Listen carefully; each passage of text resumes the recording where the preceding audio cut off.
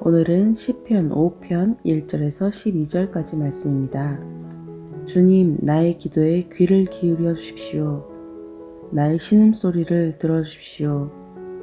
나의 탄식 소리를 귀 담아 들어주십시오.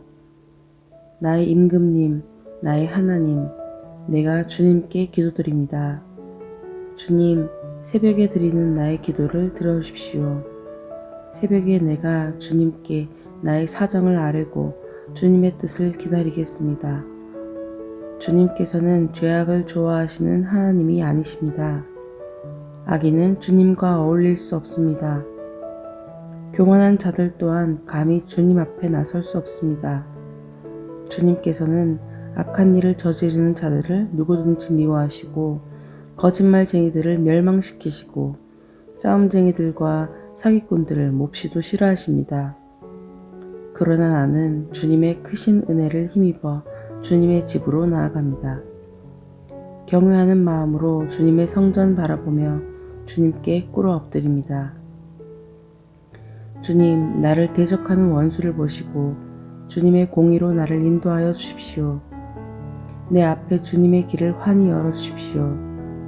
그들의 입은 믿을 만한 말을 담는 법이 없고 마음에는 악한 생각뿐입니다. 그들의 목구멍은 열린 무덤 같고 혀는 언제나 아첨만 일삼습니다. 하나님, 그들을 정죄하셔서 제 꾀에 빠지게 하시고 그들이 저지른 많고 많은 허물을 보시고 그들을 주님 앞에서 쫓아내십시오. 그들은 주님을 거역하는 자들입니다. 그러나 주님께로 피신하는 사람은 누구나 기뻐하고 길이길이 즐거워할 것입니다. 주님을 사랑하는 사람들이 주님 앞에서 기쁨을 누리도록 주님께서 그들을 지켜주실 것입니다.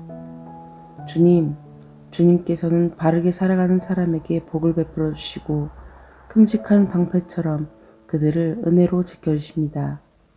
오늘 말씀에서 첫 번째로 하나님은 어떤 분이신지를 살펴보겠습니다. 1절에서 2절까지 보면은 우리 기도에 귀를 기울이시는 분, 그리고 신음소리를 들으시는 분, 탄식소리를 귀담아 들으시는 분입니다. 부모로서 자녀를 볼 때 아이가 혼자 끙끙거리거나 아파하거나 그런 작은 소리도 이제 민감하게 보게 되죠. 그런 것 같습니다. 하나님께서 우리의 한심소리나 뭔가 해보다가 잘 안 돼서 힘들어하는 소리, 하나님께서는 들으시는 분이다. 두 번째는 4절에서 6절 말씀에서 악을 미워하시는 분이십니다. 그리고 세 번째로 8절에서 주님, 나를 대적하는 원수를 보시고 주님의 공의로 나를 인도하여 주십시오. 내 앞에 주님의 길을 환히 열어주십시오. 이렇게 고백하고 있는데, 하나님은 우리를 인도하시는 분이시죠. 길을 여시는 분이십니다. 그리고 네 번째로 11절 12절에서 주님 안에는 기쁨이 있고 즐거움이 있고 보호가 있고 은혜가 있고 복이 있습니다. 주님께로 피신하는 사람은 누구나 기뻐하고 길이길이 즐거워할 것입니다. 주님을 사랑하는 사람들이 주님 앞에서 기쁨을 누리도록 그들을 지켜주실 것입니다. 그리고 복을 베풀어 주시고 방패처럼 은혜로 지켜주십니다. 이렇게 고백하고 있습니다. 오늘 하나님께서 저에게 가르쳐 주시는 것을 보면 첫 번째로 3절에 기도할 때 사정을 아뢰고 주님의 뜻을 기다리라. 기도의 기본인 것 같아요. 우리의 사정을 아뢰고 주의 뜻을 기다리는 것. 그 두 번째는 4절부터 하나님의 성품을 고백하면서 기도하라는 것입니다. 무언가 이 길을 할 때 당신은 참 정직한 분이십니다. 이 일도 정직하게 해결해 주십시오. 이렇게 얘기하는 것이 힘이 있죠. 마음이 움직이게 되는 그런 것이 있는 것 같습니다. 근데 이제 오늘 다윗이 기도할 때 이렇게 고백하고 있어요. 하나님은 이런 분이십니다. 하나님은 이런 분이십니다. 그 성품에 의지해서 이제 고백하고 있어요. 움직일 수밖에 없게 만드는 방법인 것 같습니다. 세 번째로는 7절에서 나의 연약함에도 불구하고 주님의 크신 은혜를 힘입어 주님께 나아가라 라는 것입니다.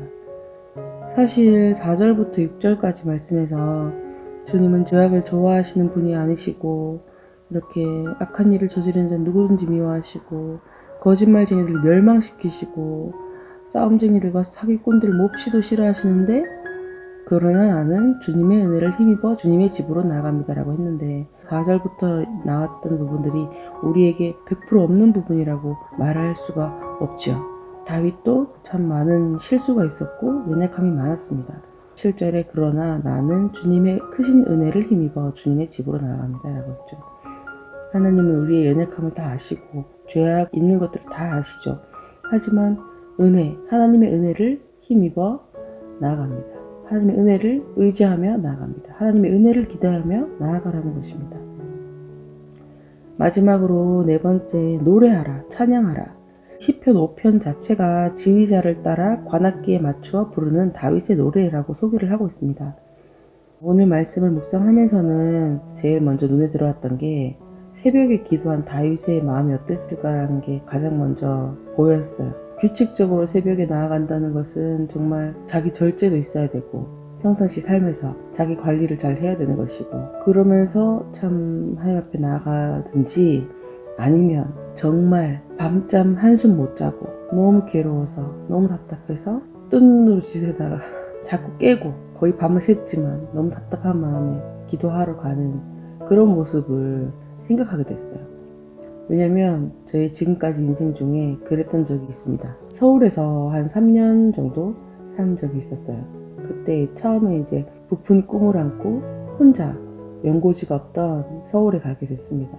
그런데 이제 막상 현실에서는 이제 막막하죠. 밤에 잠도 잘 안 왔습니다. 답답했던 그 기억이 있어요. 그래서 어느 날은 새벽 기도하는 시간 전에 출발을 했어요. 일찍 일어난 게 아니라 그냥 일어난 거예요. 잠을 못 잤으니까. 교회 가서 새벽에 그 수많은 부르짖는 기도 소리를 들으면서 교회에 들어갔던 기억이 굉장히 추억으로 남아있어요. 편안하고 따뜻했던 그런 느낌이었어요. 현실은 답답함이 있었지만 나아갈 수밖에 없었던 그런 상황, 그런 마음 돌아보면 그게 은혜죠.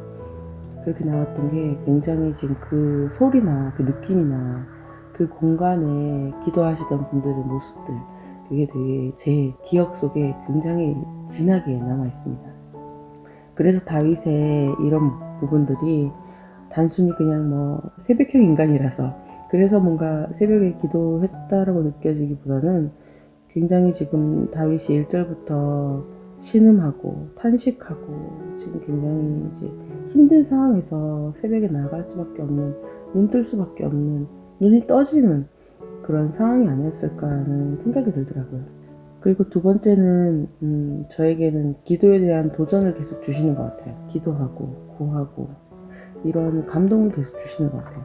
하나님은 들으시고 하나님은 주시고 그런 분이니까 더욱더 구해야겠다 그런 생각이 드는데 제가 지금 이제 자기 전에는 남편과 함께 같이 기도를 하고 합심 기도를 하고 시간을 정해놓고 중보 기도를 계속 꾸준히 해왔었는데 개인 기도는 정말 잘 다시 세우기가 어렵더라고요. 혼자 뭔가 하나님 앞에 나아가는 게 많이 어색해졌어요.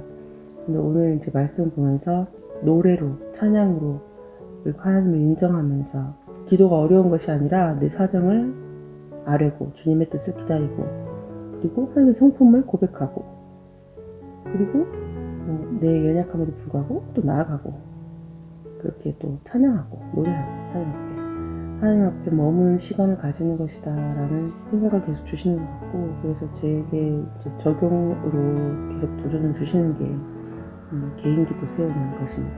한꺼번에 다 같이 하려면 참 어렵지만 그래도 올해 연초부터 하나님께서 계속 말씀 묵상에 대한 사모함도 주시고 또 그렇게 하다가 이렇게 나누는 것도 이렇게 감동을 주셔서 하게 됐는데 나누다 보니 또 저에게 더 은혜가 되고 매일 묵상하게 되는 힘이 됩니다. 말씀을 세워주시는데 이제 앞으로는 기도를 세워가고 싶다. 개인 기도를 세워가고 싶다. 그런 소망이 듭니다.